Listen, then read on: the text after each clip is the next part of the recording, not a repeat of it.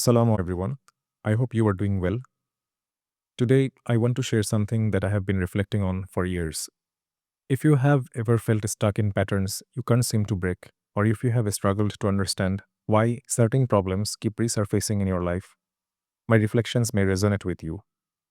I have been there, and what I have learned might help you find the clarity you have been searching for. When we can put our emotions into words, it changes how we see ourselves and experience the world around us. Sometimes it takes years, maybe even decades, to finally understand the truth behind our own habits and behaviors. Let me give you an example. Maybe you snap at loved ones over small things, and later you can't understand why you reacted that way. Maybe you procrastinate endlessly, sabotaging your own goals, telling yourself tomorrow for years, or you reach for your phone the moment you feel uncomfortable, scrolling mindlessly to avoid whatever emotion is surfacing. We struggle with this as humans. We can't recognize a problem even when it keeps poking at us, screaming for attention. Why? Because our ego gets in the way. Ego doesn't always announce itself. Sometimes it arrives in soft, almost invisible forms that slowly weave themselves into the fabric of who we are. Over months and years, these subtle ego patterns become so normalized that we stop seeing them as problems. This makes ego more dangerous. Think about the person who always needs to be right in conversations. Not in an aggressive way, but they can't let something go without correcting it. They don't see it as ego, they see it as being helpful, being accurate, and being intelligent. Meanwhile, people around them feel exhausted, unheard, or diminished. The need to be right has become so embedded in their identity that they genuinely cannot see how it pushes people away. Or consider someone who constantly plays the victim. Every story they tell somehow circles back to how they were wronged, overlooked, or misunderstood. They are not lying, they genuinely feel this way. But ego has convinced them that this narrative protects them from taking responsibility. It feels safer to be the victim than to examine their own role in their struggles. What about the helpful person who can never say no? Everyone praises them for being so generous, so reliable, so selfless, but inside, they're drowning in resentment. They have overcommitted to everyone. Why can they say no? Because ego has convinced them that their worth depends on being needed. The thought of someone being disappointed in them is unbearable. So they smile, they agree, they sacrifice, and slowly they lose themselves. They think they are being virtuous, but really, ego is running the show, demanding external validation to feel worthy. Over time, these soft forms of ego don't just influence us, they become compulsions. They turn into automatic responses. The person who needs to be right can't stop themselves from correcting others, even when they know it damages relationships. The perpetual victim can see alternative perspectives, even when presented with clear evidence. The people pleaser physically feels anxiety at the thought of setting a boundary. These patterns have moved from choice to compulsion. They have become hardwired into our nervous system, our thought process, our sense of self. Our you are fine, everyone else is the problem. Or it says, you are worthless, so why bother trying? Both extremes, arrogance and self deprecation, are ego defending itself from the truth. When ego becomes so integrated into our identity that we cannot detect it anymore, it's like trying to see the frame of the glasses you're wearing. It's right there, shaping everything you see, but it's invisible to you. Think about the person who prides themselves on being brutally honest. They say things like, I just tell it like it is, or I don't sugarcoat things. They see themselves as authentic, as brave for speaking uncomfortable truths. They don't realize that ego has disguised cruelty as honesty. They don't notice how their honesty always seems to tear others down.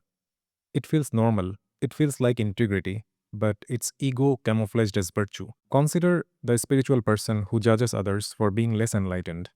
They meditate, they eat mindfully, they speak about consciousness and presence, but they look down on people who watch TV, who eat fast food, who haven't done the inner work. They don't see the spiritual ego that has formed, the most dangerous kind because it disguises itself as humility while breeding superiority. They think they have transcended ego. In reality, ego has just put on a spiritual clothing. If you genuinely want to fix a problem, you must first let go of your ego and acknowledge the problem is real. Then you give it a name. That word might evolve as your understanding grows, but naming it is essential because you cannot heal what you refuse to acknowledge. Maybe your problem is people pleasing, Maybe it's anger issues. Maybe it's fear of abandonment, or imposter syndrome, or escapism. Maybe it's needing to be right, or chronic victimhood, or productivity addiction, or spiritual superiority. Once you have identified your problem and named it, reflect and seek guidance from Allah. He will help you see the symptoms more clearly. He will open your eyes to the core causes, how the problem developed, how it grew, how it turned into something destructive, how it became so normal that you stopped seeing it. Maybe that anger stems from childhood experience where your voice was never heard. Maybe that people pleasing comes from never feeling worthy of love as you were. Maybe that need to always be right comes from deep insecurity about your intelligence or value. When you connect to something greater, you gain perspective. You see patterns you couldn't see when you were trapped inside your own head. And when you are ready to solve the problem, seek His guidance again. Allah will show you the most effective path to resolve it and safeguard yourself from falling back. But here's the challenge: ego keeps us in denial. Ego is a quiet form of self sabotage. It drives us towards sin, toward oppressive actions against ourselves and others. That's why we must seek Allah's protection, guidance, and mercy. Some rituals can bring flow and harmony into our lives. When I say rituals, I am talking about practices that ground us: prayer, meditation, mindfulness, journaling, even walking in nature with intentional reflection. These aren't just religious obligations or wellness trends, they are anchors. They create a structure in the chaos. In Islam, we pray 5 times a day, and here's what I have discovered: those prayers aren't just about worship, they are reset buttons throughout your day. They force you to pause, to step away from your ego, your anxieties, your endless to do lists. They remind you that you are part of something much larger. When you pray Fajr before dawn, you are starting your day with gratitude and humility. When you pray Zuhur at midday, you are pausing the hustle to recalibrate. By the time you reach Isha at night, you are reflecting, releasing the day, and surrendering control. And it's not unique to Islam. Every spiritual tradition gets this. Christians have their daily prayers and Sabbath rest. Buddhists practice meditation to quiet the ego and connect with the present moment. Even secular mindfulness practices, gratitude journaling, morning routines, all serve the same purpose: connecting you to something beyond your immediate wants and fears. Here's what happens when you maintain these rituals consistently: your perspective shifts. The problems that felt overwhelming yesterday become manageable today. You start noticing your triggers before you react. You notice when you need to be right is about to hijack a conversation. You catch yourself before sliding into a victim mentality. You feel the anxiety of people pleasing before you automatically say yes. You create space between stimulus and response. Over time, I have learned something. The most fulfilling path in life begins with honest reflection and sincere supplication.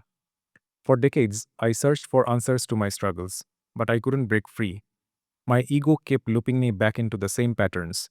I was spiritually unfocused, praying, yes, but still feeding the same ego that created my problems. I was going through the motions without presence, without surrender. Nothing was in sync, no harmony, everything felt meaningless. I would pray, then immediately dive back into the same toxic thought patterns. I would ask for guidance, but wouldn't quiet my mind long enough to receive it. I was like someone asking for directions while refusing to stop shouting. Breaking that cycle demands courage and intentional effort. You have to sit with the parts of yourself you have been avoiding. You have to admit where you have been wrong. You have to let go of the narratives your ego has built to defend you. That journey is necessary if we want relief. Without it, liberation becomes almost impossible, and we risk sabotaging our lives in this world and our life in the hereafter. Or if you don't believe in an afterlife, you are still sabotaging the peace and purpose you could experience right here, right now. May Allah forgive us, may Allah guide us with His divine mercy and blessings.